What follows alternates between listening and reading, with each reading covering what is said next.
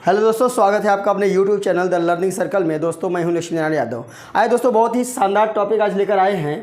Prove that √2, √3, √5 is irrational number. इसमें से आपको जो 10th स्टैंडर्ड का एग्ज़ाम में आपको इस टाइप का कम से कम एक क्वेश्चन तो आपको ज़रूर मिल जाएगा। अभी 4 नंबर यानी 4 मार्क्स का नंबर मिल जाएगा आपको। अगर CBSE के स्टूडेंट होंगे तो उनको कम से कम 5 मार्क्स का ये क्वेश्चन मिलेगा। तो इसमें सबसे पहले किसी एक को लेकर हम प्रूफ करते हैं। चलिए मैं √2 को लेकर प्रूफ करता हूँ, ठीक है ना। इसमें दिया है कि अगर √2 का जिस टाइप से हम √2 का करेंगे प्रूफ, सेम उसी टाइप से, केवल हम वहाँ पे उसके नंबर को अलग लिखेंगे, बाकी सारा प्रोसेस √3 और √5 का भी वही होगा। तो एक मैं बता देता हूँ, बाकी दो आप करके बताइएगा मुझे कमेंट बॉक्स में कि आपको समझ में आया नहीं आया।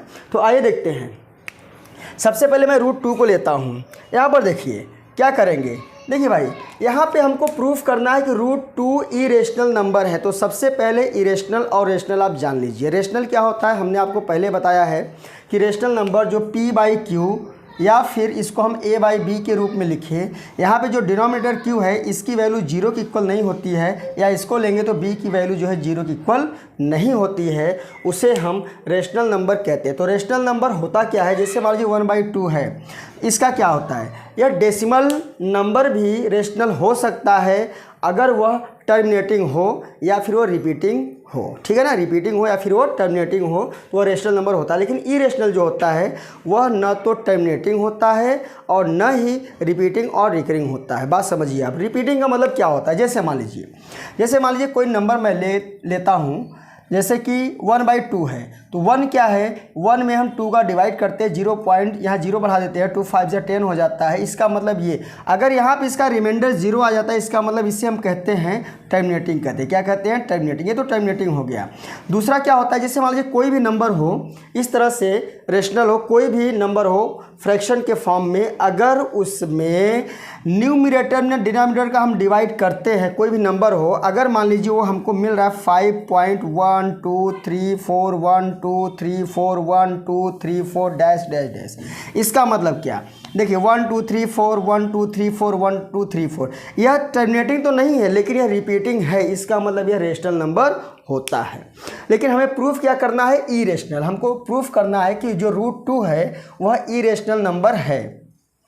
तो सबसे पहले इरेशनल तो हमको पता ही नहीं है, पता ही नहीं क्या रेशनल है कि रेशनल है।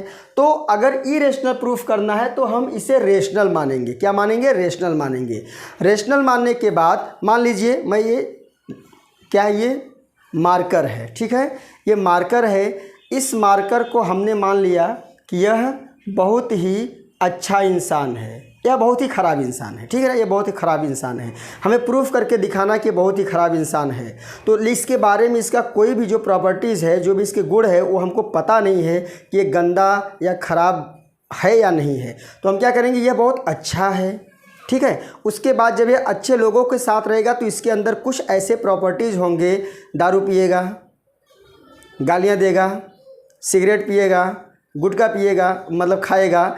इसके मेरे कहने का मतलब ये है कि जो इसके अंदर प्रॉपर्टीज़ होगी वो बुरे लोगों की होगी, लेकिन रह रहा है अच्छे लोगों के साथ। मैंने इसको अच्छा माना, लेकिन इसकी प्रॉपर्टीज़ को देखकर, इसके गुण को देखकर, इसके बिहेवियर को देखकर हमने बता दिया कि नहीं नहीं, ये अच्छा नहीं बल्कि क्या है, बुरा है। तो यहाँ पर यार इरेशनल प्रूफ करना है तो सबसे पहले हम इसको मान लेते हैं, लेट √2 इज़ रेशनल। रेशनल लेके चलते हैं और बाद में हम इरेशनल प्रूफ कर देंगे। रेशनल हमने क्यों माना, क्योंकि रेशनल का जो प्रॉपर्टीज़ होता है वह A/B होता है, जहां पर B की वैल्यू 0 के इक्वल नहीं होती। अगर उस पूरे उसके प्रॉपर्टीज़ को फॉलो करेगा तब तो रेशनल हो जाएगा। जब प्रॉपर्टीज़ को फॉलो नहीं करेगा तो यह रेशनल नहीं होगा।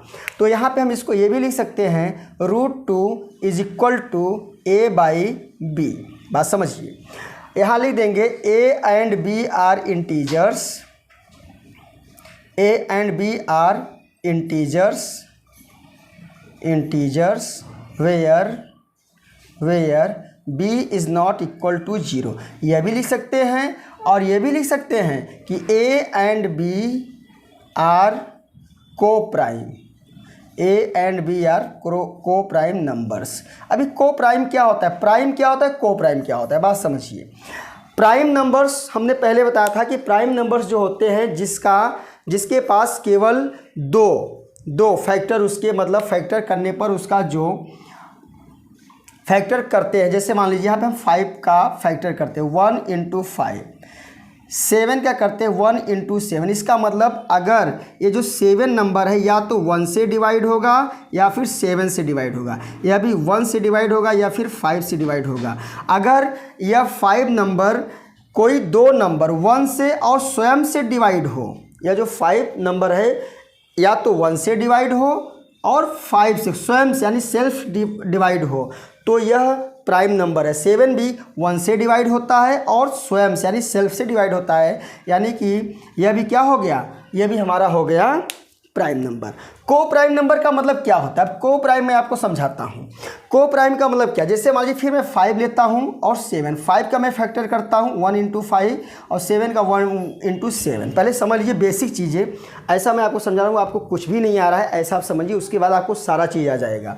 देखिए इसमें एक कॉमन फैक्टर हमको मिलता है। कॉमन फैक्टर क्या होता है? 1। अगर एक कॉमन फैक्टर मतलब 1 कॉमन फैक्टर के अलावा कोई दूसरा कॉमन फैक्टर न दिखे तो वो ये दोनों नंबर आपस में क्या होंगे? को प्राइम होंगे। आपस में क्या होंगे? को प्राइम होंगे। इसका मतलब केवल 1 से डिवाइड होगा, ये बात ध्यान देना। अभी इसकी ज़रूरत पड़ेगी। देखिए अब क्या करेंगे, अब इन दोनों का दोनों साइड में हम स्क्वायर कर देंगे। यहाँ लिखना है तो लिख दीजिए squaring on both side, squaring on both side. ठीक है, अब स्क्वायर करेंगे तो ये रूट हट के 2 बचेगा, A square upon B square हो जाएगा।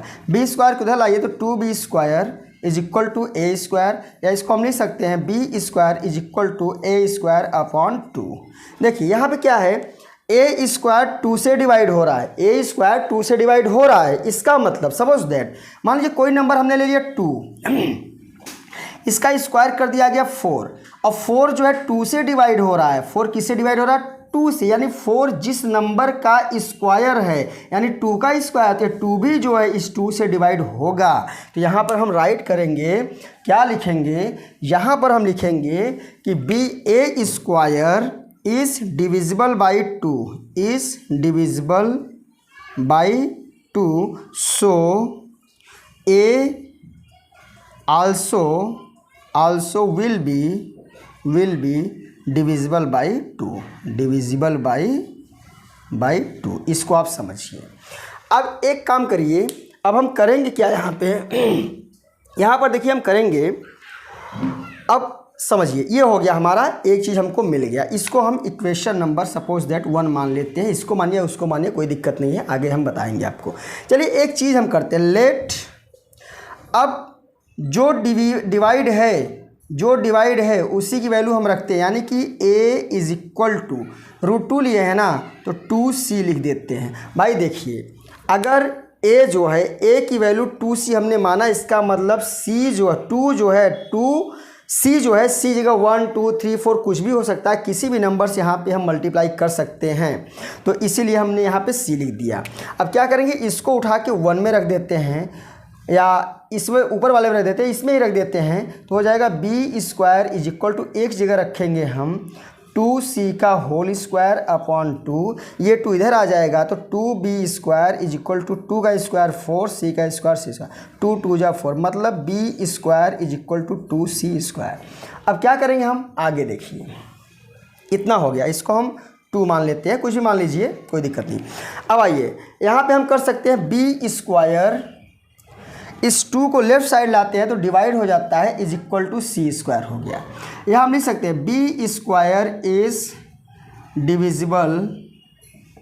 Divisible by 2, so b will also be divisible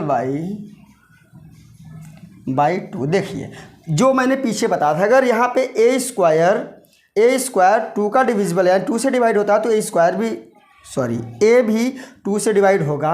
अगर यहाँ b स्क्वायर 2 से डिवाइड हो तो b भी 2 से डिवाइड होगा। आप समझ लीजिए आप, ठीक है ना। इसको हम इक्वेशन नंबर 2 मान लेते हैं, इसको नहीं मानते, इसको छोड़ देते हैं, ठीक है। अब देखिए भाई यहाँ पे मैं देखता हूँ फ्रॉम इक्वेशन 1 एंड 2। 1 में देखिए ए स्क्वायर अपॉन 2, ए स्क्वायर 2 से डिवाइड हो, मतलब ए जो है 2 से डिवाइड हो रहा है, यहाँ बी जो है वो भी 2 से डिवाइड हो रहा है। लेकिन हमने क्या बोला था कि ए एंड बी आर को प्राइम, इसका मतलब ए और बी के का जो मतलब कोई एक ऐसा नंबर होगा जिससे यानी कि 1 होगा जिससे ए और बी दोनों डिवाइड हो जाएंगे। लेकिन यहाँ पर एक और नंबर मिल गया 2, जो जिससे ए और बी दोनों डिवाइड हो सकते हैं। ठीक है, तो रेशनल में क्या है, रेशनल का मतलब होता है इसका और इसका जो कॉमन फैक्टर होता है, जो कॉमन फैक्टर होता है केवल 1 होता है। लेकिन यहाँ पे हमने प्रूफ कर दिया कि ए और बी का जो कॉमन फैक्टर है 1 के अलावा 2 भी है, 1 के अलावा क्या है, 2 भी है। इसका मतलब ये रेशनल नहीं होगा। तो हम लिख देंगे this makes our assumption, this makes our assumption wrong. So under root 2 is irrational, under root 2 is irrational number। ये हमारा प्रूफ हो गया। तो दोस्तों आपको मेरा ये वीडियो कैसा लगा, आप अपनी प्रतिक्रिया, आपका जो है रिएक्शन वो कमेंट बॉक्स में होना चाहिए। अगर आप हमारे चैनल पर नए हैं तो चैनल को सब्सक्राइब करिए, वीडियो को लाइक करिए, शेयर करते रहिए और आगे के ऐसे ही सारे जो है 10th स्टैंडर्ड के सारे क्वेश्चन मैथ के देखने के लिए आप हमसे जुड़े रहिए और रोज़ एक वीडियो आपके पास जाता रहेगा। अगले वीडियो में हम इसके आगे का कुछ टॉपिक लेकर आपके सामने आएंगे। तब तक के लिए जय हिंद।